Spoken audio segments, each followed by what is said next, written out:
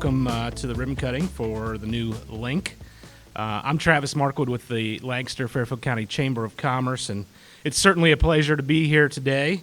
I appreciate the Chamber being invited to participate in this important event. On behalf of the Board of Directors and our over 550 members, we just want to congratulate the county and the city for coming together to make this happen and take this to the next level. Kudos to our county commissioners for making transportation throughout Fairfield County a priority, and especially allowing for a different way to access transportation in Fairfield County. So we're looking forward to watching this grow and it assisting our businesses and our employees throughout the county. So before we move on and I introduce our next speaker, I do want to recognize a few special guests we have in the audience with us today. Now, I believe Kathleen Young from Governor DeWine's office is stuck in traffic, of course. But she's making the effort, so I thought I would recognize her. Taylor Nemeth from Congressman Troy Balderson's office is joining us today, and Bren Stepp representing Congressman Eusted's office. So, welcome. Let's give them all a round of applause. Senator Eusted, my fault. Well, without further ado, I'll introduce our next guest, which is Mayor McDaniel from the city of Lancaster. Well, thank you. Pretty good crowd considering what we've got outside. But I want to give you a little background. Transit operations were transferred from the city of Lancaster to Fairfield County on July 1st of last year. This was following nearly a 2-year discussion about, does it make sense? What are the logistics of doing this? What are the costs and benefits? A lot of thought went into that. I should say this idea was first floated at a city council meeting by Commissioner Davis, who stood at the podium at city council and put the idea out there about the thought about how we can improve the transit system for our residents and benefit the city of Lancaster and Fairfield County. So those discussions started, and we're looking at adding connectivity, bringing additional resources on board, continuing to provide the same level of service to citizens of Lancaster, which was important to us, and then serve underserved and unserved areas of the county. And we're looking forward to accomplishing all those things. I want to personally thank all three of our commissioners, Commissioner Levesey, Commissioner Fix, Commissioner Davis. We're grateful for the partnership we have with you, and honestly, I think everyone's going to benefit from this partnership, not only today with transit, but with everything we work together on. The link will be able to serve all of Fairfield County. You may know that the city of Lancaster was only able to serve a portion of Fairfield County. We did not have the resources to do what we would have liked to do. By doing the transfer to Fairfield County, it opens up opportunities for all of us. So with that said, I would like to introduce, and it is my honor to introduce, Commissioner Steve Davis. Well, I appreciate folks coming out today, and I just want to give a quick shout out to the transition team.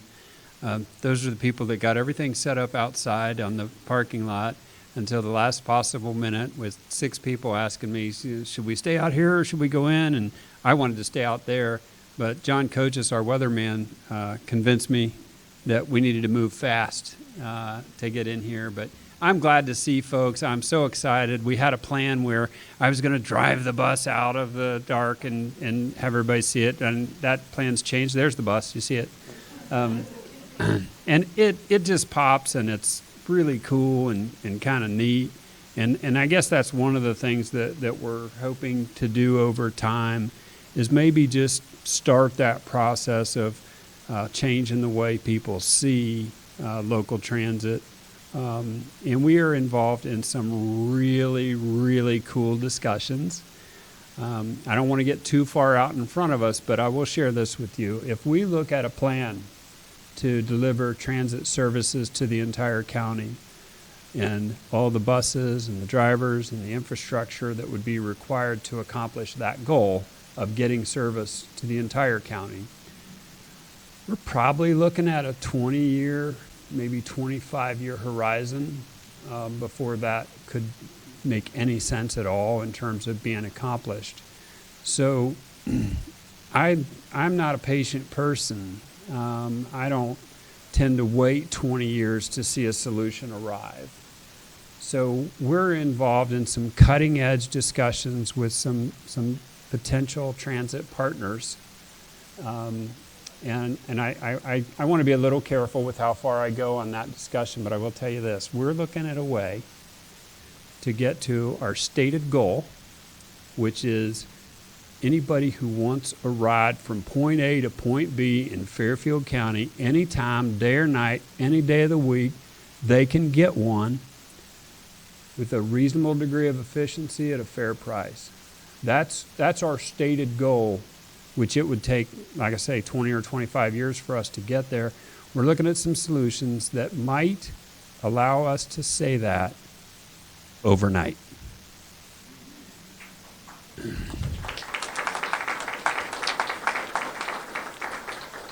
Whether we get there overnight or whether it takes us 20 years, that's our goal, and we're on it. And, you know, as folks have heard or maybe seen on social media, I've been Ubering for about 3 years now and have interviewed over 500 people with different forms of transit impediments, whether it was acute, they got a DUI last night, or chronic. I haven't been able to drive for years because of my eyesight, or whatever the issue is. I've talked to tremendous hundreds and hundreds of people with different forms of transit impediments, and I want to fix them all. And most of us that are here today, we probably drove here. What's the problem? I got a car, and I'm glad you do. But I'm telling you, there is a slice of our community that doesn't have transportation. And if those folks want to work, I want to get them there. We all want to get them there. So, you know, that's our goal. That's what we're trying to accomplish. We're hard on it, and we're definitely going to get there. We've got some folks here from Sending Ohio Hope. Sending Hope. I knew I was going to screw that up. I looked at it like 6 times, and I still got it wrong. But these are some folks who are advertising on our bus right now because one of the winners of the contest for naming the system allowed them, and I'm so glad to see you folks here today and joining us for this event. Thank you for being here. You know, we got, who's Aaron? Oh, there you are. Hey, yeah. Aaron Kennedy, who's our transit director, is really doing a good job, and he shares our enthusiasm for doing some really cool, neat things here. The other thing I just want to mention is, you know, again, I mentioned that we want to kind of change the way you think about transit. And here's something to just noodle on for a minute. We think of transit being a system that helps people who can't afford cars or can't afford to drive. It helps poor people. That's how we think of it, and I get it, and I understand that. But, you know, there's a whole cultural shift going on out there about driving and cars and how people are getting from point A to point B, and we're really not a part of that yet. And when I say that, what do I mean? I mean, I'm saying if you're in Columbus or even Pickerington, and it's midnight and you want to ride 2 miles across town or something, you can get it in Pickerington. You can get that ride in Columbus. If you're in Bremen, you better sit tight. It's going to be a day or so before some driver happens to be passing by that way and you happen to catch them, right?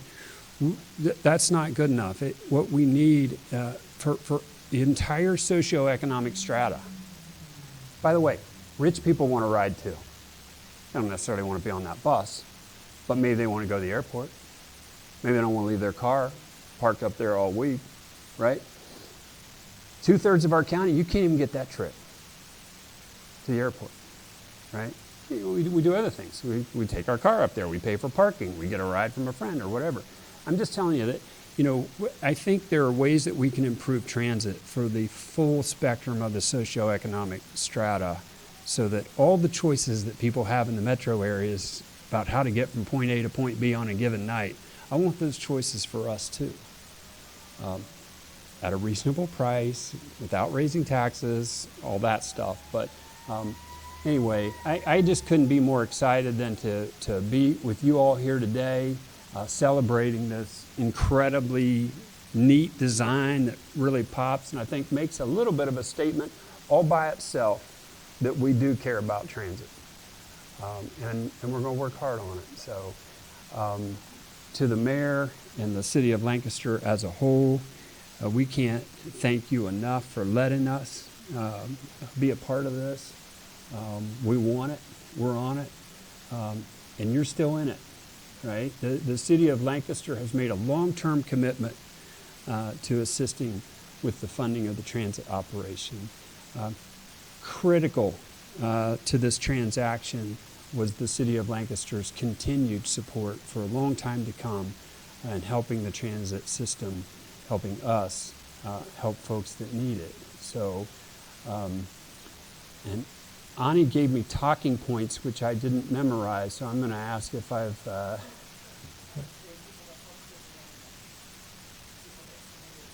Yeah. So as folks may or may not know, when we were, we had a booth kind of thing at the fair, and tens, probably even more than that, of people submitted names and concepts for this process or whatever. And so the community as a whole came together to kind of help us with this process and help us with the name and think this thing through. And all those winners, we had multiple winners because there were, a fairly large number that had something like Link, right? It was like, well, we like that one, but that one's a little different, but they both said Link, So we had a lot of winners, and they're advertising on our buses the month of April, and we appreciate the community being a part of our process for trying to move this forward. I'm sure I'm forgetting. Rick Zabrak should be here, but he's not. Oh, now he is. But you're talking about me as if I'm not here. Yeah. So he's tried to mess this up a number of different ways already. But fortunately, we got Aaron in there kind of keeping things straight. So, no, Rick's our economic development director, and that's such a key component to what we're trying to do here as far as you folks are familiar with the Workforce Center and their efforts there to alleviate that skills impediment that some people have that stands between them and the job that they want. They don't have the skills. Working on that out there at the Workforce Center. Bringing transit in under the Workforce Center is also a statement by us. It's a statement that the most important thing that we're really worried about is getting people who want to work to work, right? Still want to give the ride to the person that just doesn't have transit and isn't necessarily going to work. They just want to go to the doctor's office, the grocery store, or to visit grandpa, whatever. We still want those rides. But our focus has to be on getting people who want to work, alleviating that transit impediment that stands between that person and their desire to have a job and make a couple bucks and maybe get on their feet someday. So we're attacking these impediments. Commissioner Fix is also working on the workforce housing impediment. Where these folks live, if they do get a job, where can they even afford to be? So where can they live? How are they going to get back and forth to work? And do they have the skills to do the job once they get there? We're attacking these things in a way that no other county in Ohio is attacking these impediments. If you look in the Higher Revised Code for a job description for a commissioner, none of these things are on the list. But we can walk and chew gum at the same time. So we can handle it and still do everything we're actually supposed to do. I'm sure I'm out of time. Ooh. I have old friends who are drivers and new friends that I'm meeting, but they're the backbone of this operation and will continue to be the backbone. In that future I described, there is no concept of robo-taxis or driverless vehicles, so we're going to need you for a long time to come. And we appreciate you folks. Yeah. We three commissioners, we pop in, we pop out, but meanwhile back at the office running the day-to-day operations of the county in a stellar way. I don't think any one of us commissioners would want to even be commissioners if we didn't have Ani Cordell run the show.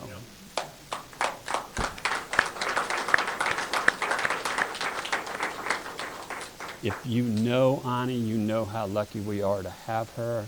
And if you don't, God, you should get to meet her. She's a stunning lady. So.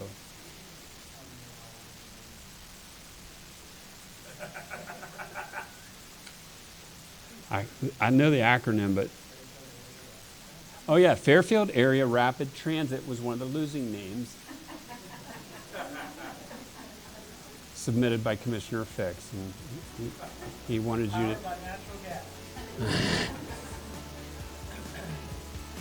So I think we're going to have Travis back up.